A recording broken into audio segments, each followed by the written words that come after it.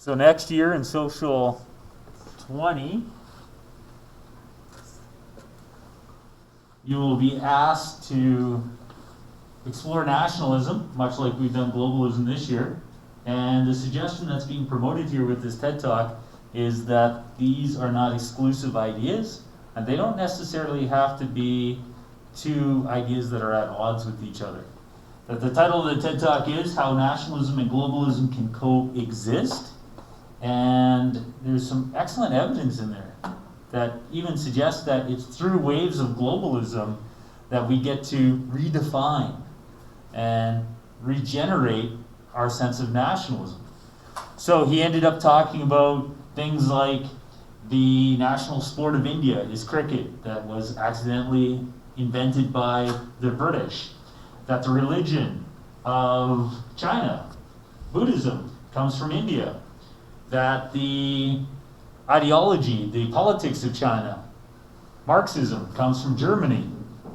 So the idea is that even some of the characteristics that we say, these define our nation. This is China today. This is India today.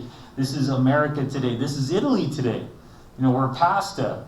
We are pizza. We are coffee. None of those things originated in Italy historically, but they came to Italy through waves of globalization.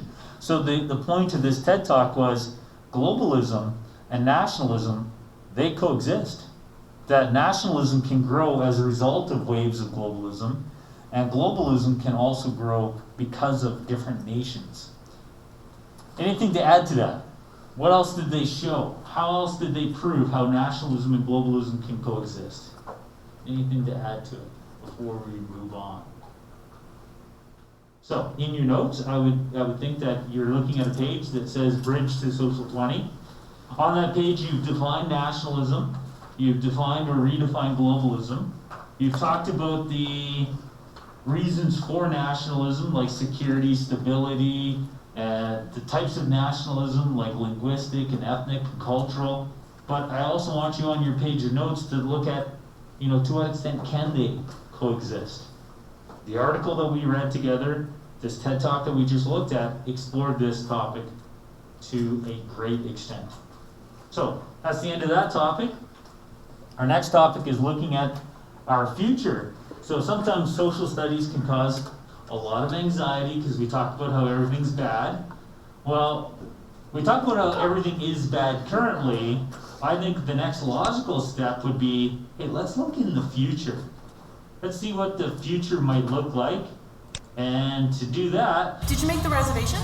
We have this quick video that is going to look at some events that will happen before 2050. So what will the next 30 years of globalization, what will the next 30 years of mankind look like?